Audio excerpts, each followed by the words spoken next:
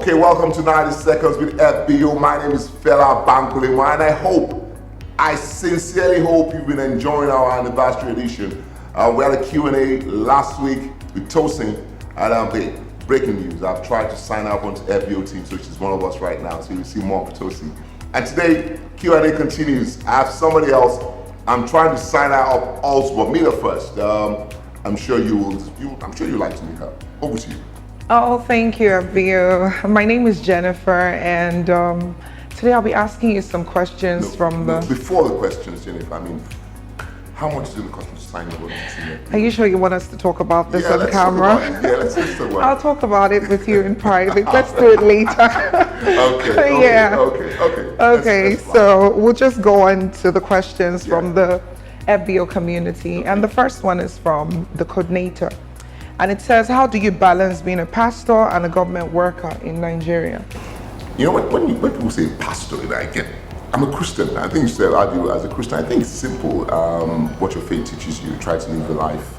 You know, that's your faith. My faith teaches me, and I try. And for me, my faith comes in government. How do I do my job? You know, so I'm privileged to work, as you know, at the state level and also now at the federal government level.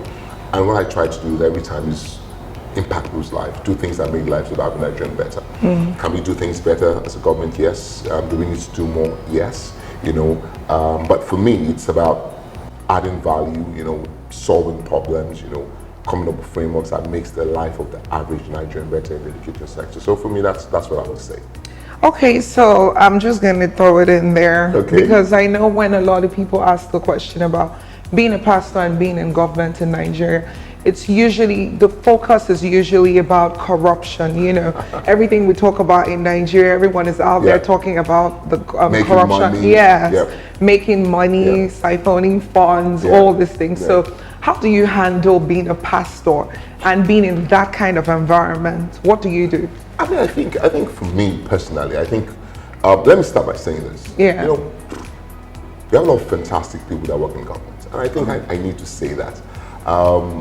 I know a lot of people would say no, but that's not true. And I'm speaking from experience. And I'm also speaking from experience because I've worked in the private sector myself. I run my own business, and you and I know.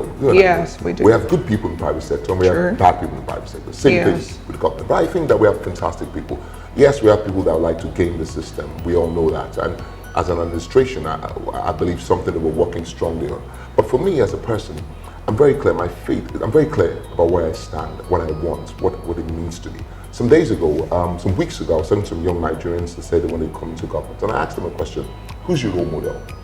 And I said, listen, if your role model is Bill Gates, for example, and there's nothing wrong, but government is not the right place for you. Bill Gates' mindset is about making money, making business, about business, and fantastic. But if you come into government with that kind of mindset, you're going to struggle. Me, all my life, I've wanted to be in government, as long as I can remember. And my role models, the late Chief of Bank-Olemoh, Blessed Winston Churchill, Lee Kuan Yew, these are guys that inspire me.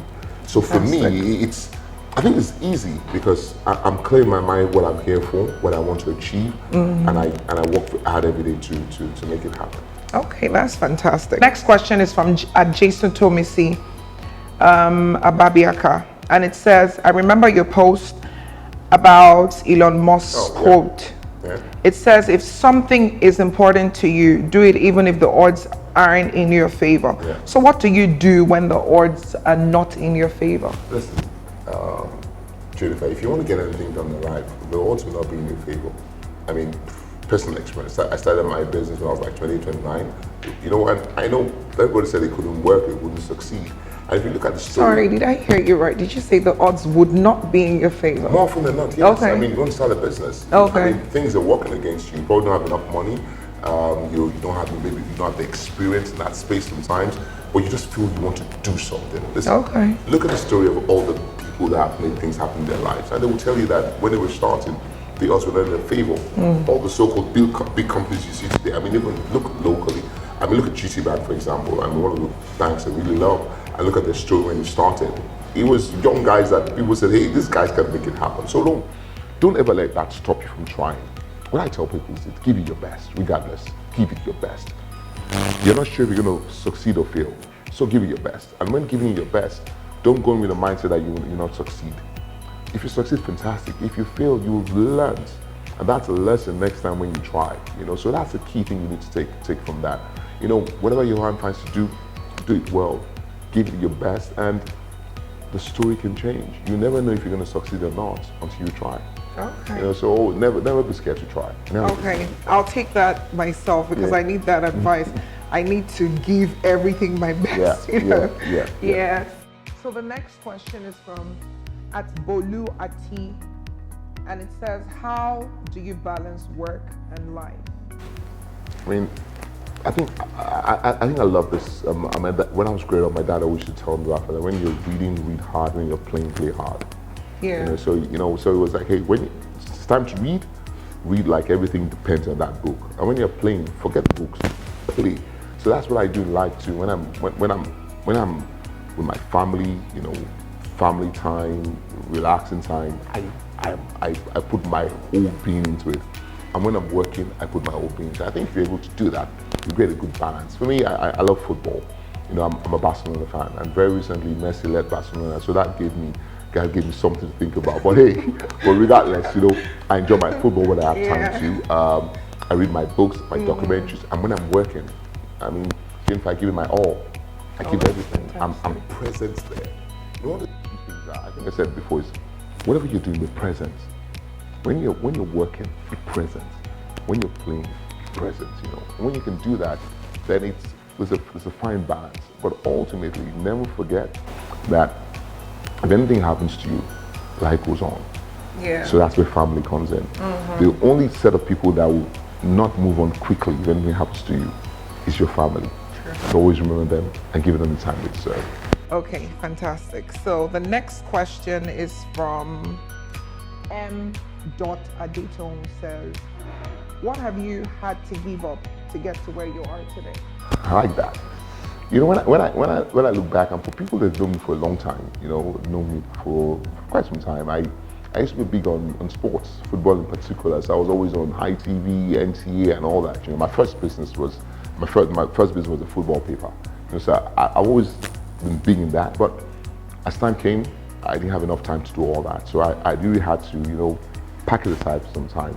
But more often than not, I think it just speaks to you knowing what you want in life. Okay. When you're clear what you want in life, it's easy to make the decisions you need to make. I tell people, you might not know what you want, but know what you don't want. So some things I don't know what I want, but I know what I don't want. So it makes it easy for me to say no to things I need to say no to.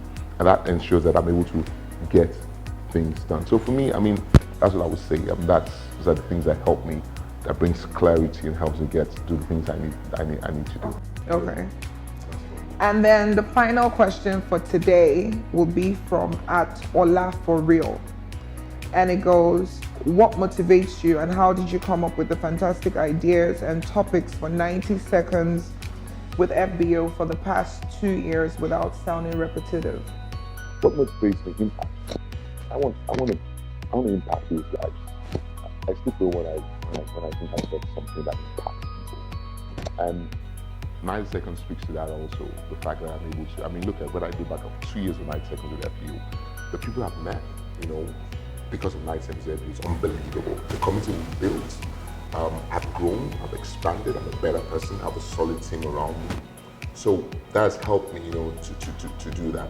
But what motivates me in life, like I said, more than anything is impact. Yeah. The fact that I still feel when I know I'm impacting people's lives. And that's why I love government. I feel that government gives you one of the greatest opportunities to impact people on a scale that is unimaginable. Yeah. So that's what drives me, that's what motivates me, that's what pushes me forward, and that's what wakes me up every morning.